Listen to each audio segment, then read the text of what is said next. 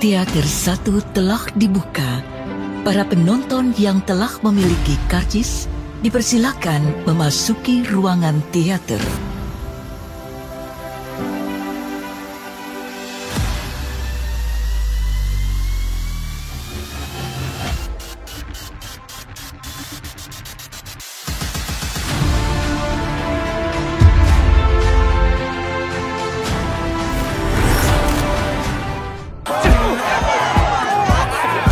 Film diawali dengan seorang jagoan petarung bawah tanah yang tak terkalahkan bernama Carter Ford. Baru saja mengalahkan lawannya dengan cepat dan mudah. Tidak butuh banyak jurus, dia hanya mengandalkan tinju mautnya dan sedikit joget-joget pantat. Semua lawan dia bantai semua. Di waktu bersamaan di tempat yang sama datang seorang wanita bernama Frankie sedang mencari Ford dengan alasan yang belum diketahui. Tepat setelah Ford mengalahkan lawan yang keenamnya, datang seorang pria berwudi yang akan menjadi lawan berikutnya.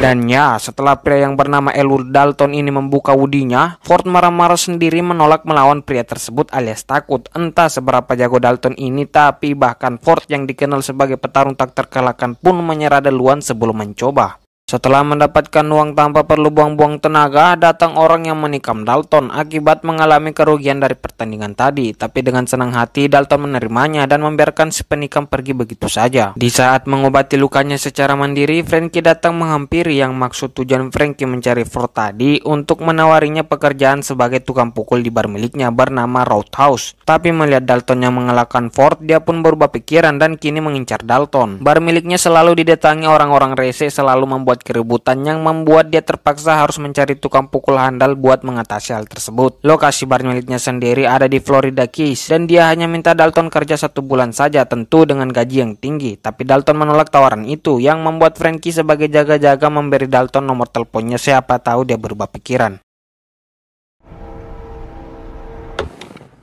I'll move it.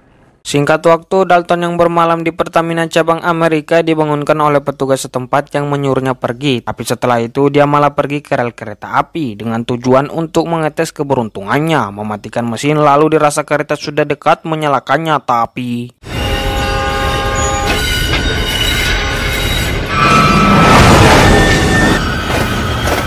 ya, meskipun tertabrak tapi hanya bagian belakangnya saja. Setelah itu besoknya dia memutuskan untuk menerima tawaran Frankie.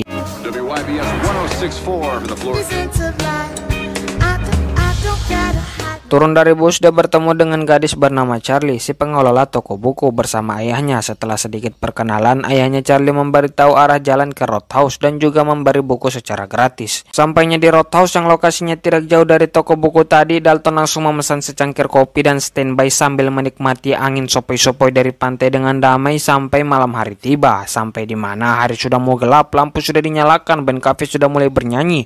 Terjadi perkelahian kecil antara sesama pelanggan yang mana itu masih bisa diatasi oleh pelayan pria di situ bernama Billy. Di saat menikmati musik reggae sambil goyang-goyang kepala, datang preman setempat yang langsung merusak suasana. Kali ini nampaknya sekelompok preman ini cukup berpengaruh karena tidak ada satupun orang yang berani melarang, apalagi si pirang satu ini yang bertingkah seenaknya. Tapi dengan santuy Dalton turun tangan dan mengalihkan perhatian mereka sehingga keluar dari bar. Sebelum perkelahian terjadi, Dalton sempat memperingati untuk tidak usah melakukan hal ini, juga menanyakan apakah mereka punya asuransi kesehatan karena sudah pasti mereka akan dibuat babak belur setelah ini. Mendengar itu tentu membuat si pirang emosi dan Dalton lebih memilih untuk tinggal di kapal tua yang mana ternyata itu adalah milik Frankie. Frankie pun tidak masalah, tapi hati-hati ada buayanya.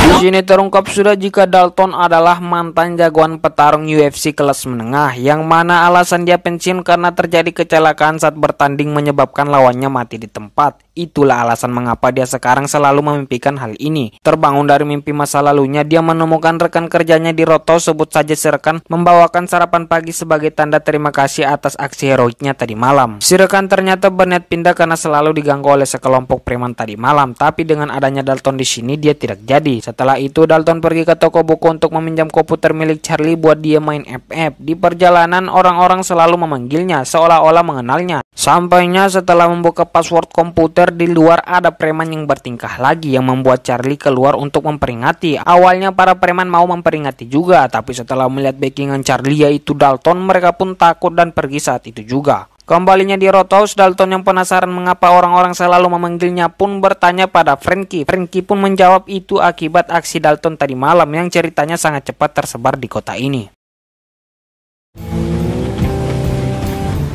Dikit-dikit dan terlihat di sini sudah muncul ketertarikan satu sama lain. Singkat cerita, di malam hari saat lagi jalan malam-malam, tiba-tiba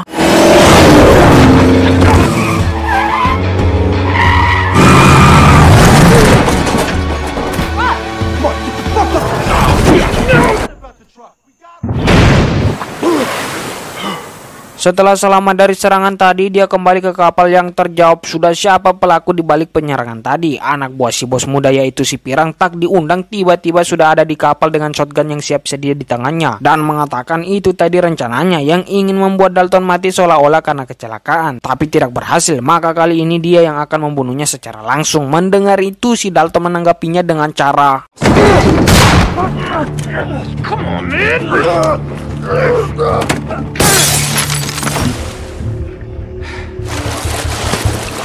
si Pirang yang dilempar keluar jatuh ke laut, yang mana diketahui di sekitar sini ada buayanya. Dan betul, tak lama setelahnya si Pirang yang ingin naik langsung ditarik oleh buaya. Meskipun Dalton menolongnya, tapi upaya itu tidak berhasil, yang alhasil si Pirang pun mati dimakan buaya.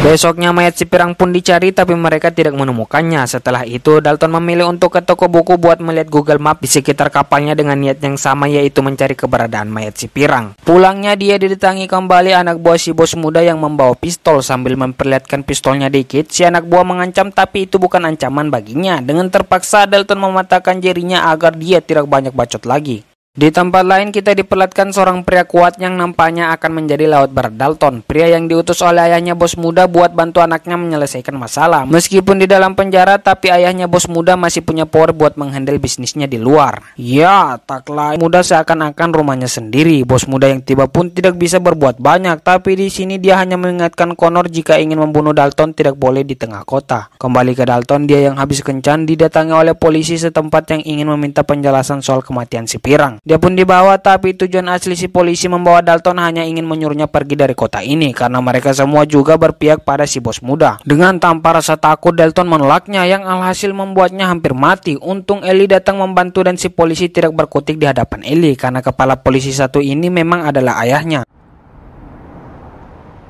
Di tempat toko buku kali ini untuk memberi peringatan buat Dalton, si anak buah bos muda membakar toko buku mengetahui Dalton dekat sama Charlie. Kembali ke Dalton yang ada di Roadhouse, si bos muda akhirnya turun tangan yang langsung menemui Dalton. Tapi di sini dia mengaku jika tidak berniat menyuruh Dalton pergi. Dia hanya penasaran apa yang Dalton lakukan di kota ini karena dia sudah tahu jika Dalton ini adalah mantan petarung UFC setelah dia men-searching di Google tentang dirinya. Tapi dia menemukan video pertandingan terakhirnya yang membuat dia penasaran kenapa Dalton masih menyerang lawannya padahal lawannya sudah tidak berdaya, kan dia juga sudah pasti menang dan Dalton mengetahui itu. Jadi dia hanya ingin tahu alasan mengapa Dalton memukuli lawannya yang mengakibatkan lawannya mati di tempat. Setelah panjang lebar, Dalton memilih untuk tidak bicara, yang membuat bos muda keluar dan ternyata dia berencana membunuh Dalton sekarang, dan sebelum itu dia hanya ingin memuaskan rasa penasarannya, tapi karena sia-sia ya sudahlah. Connor pun langsung turun mengatasinya. Let's go.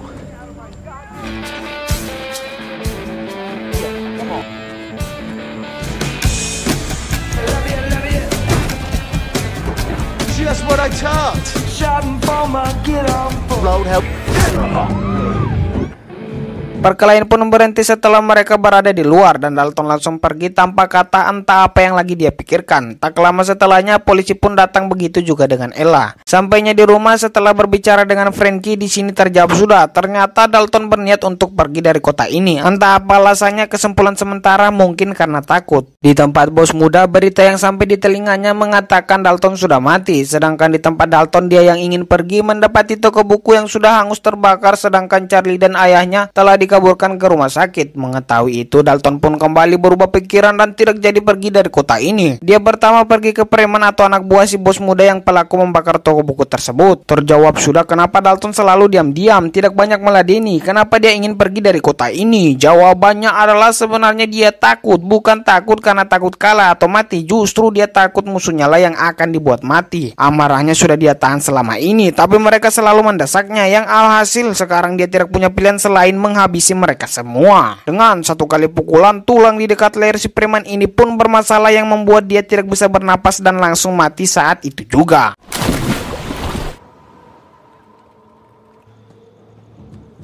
Sedangkan si preman yang di luar melihat mayat temannya di bawah hanya bisa ketakutan dan memohon untuk dikasihani. Karena Dalton masih baik hati, dia pun membiarkannya dan hanya menanyakan lokasi di mana bosnya berada. Isilah pelakunya, sedangkan si polisi setelahnya dihantam palanya buat dia hilang ingatan untuk sementara waktu. Setelah melaporkan kejadian tadi pada penjaga pantai, di saat lagi marah cek bom, dia didatangi bapaknya Ellie yang telah mengetahui jika Dalton yang telah mengambil uang tersebut dari laporan bawahannya, yaitu polisi tadi. Karena si polisi tadi yang dibuat hilang ingatan sementara ternyata masih mengingat kejadian tadi. Awalnya Dalton menolak mengambilkan uang tersebut, tapi setelah mendengar jika Ellie telah ditahan, dia pun bersedia.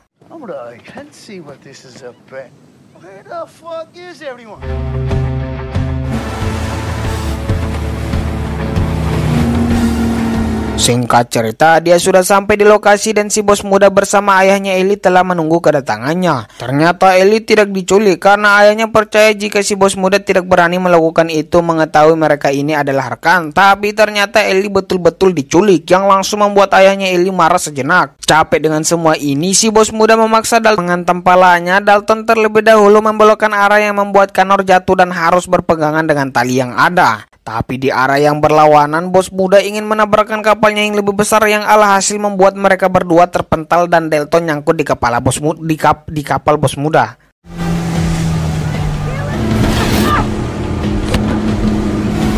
Setelah itu, sembari kapal gas full mengarah ke daratan, mereka lagi baku tonjok-tonjok tanpa ada yang kemudi. Sampai saat sudah hampir sampai dan akan menabrak, untungnya Dalton dan Ellie lompat duluan yang meninggalkan bos muda dan...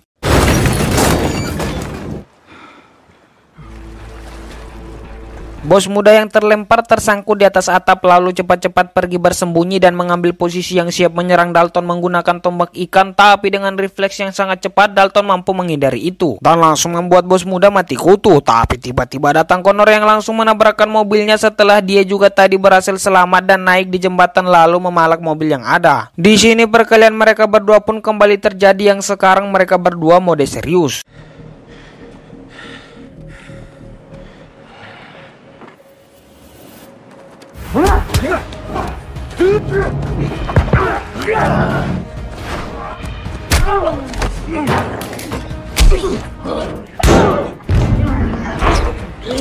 Sampai di mana Dalton berhasil mengunci Connor dengan sangat kuat, tapi karena Connor petarung UFC di dunia nyata, dia berhasil melepaskan kuncian tersebut dan juga berhasil menikam Dalton menggunakan potongan kayu. Baru juga akan dieksekusi, bos muda malah banyak bacot yang membuat dia duluan dieksekusi oleh Connor. Saat giliran Dalton, dia mampu membalikan situasi yang mana berhasil menikamnya di berbagai arah menggunakan kayu sampai akhirnya dia pun mati saat itu juga. Time for you to go, Dalton. Go. Saat semuanya sudah selesai, ayahnya Ellie datang dan menyuruh Dalton meninggalkan kota ini. Urusan masalah di sini biar dia yang urus. Setelah itu, semua pekerja di bar bergotong royong memperbaiki kembali bar bersama-sama. Sedangkan Charlie dan ayahnya yang sudah kembali sehat, Dalton diam-diam memberi mereka uang tadi yang jumlahnya sangat banyak. Buat Charlie dan ayahnya memperbaiki kembali toko buku mereka. Ayahnya Charlie yang baru menyadari keluar tapi sudah terlambat karena Dalton sudah pergi. Dan film pun selesai.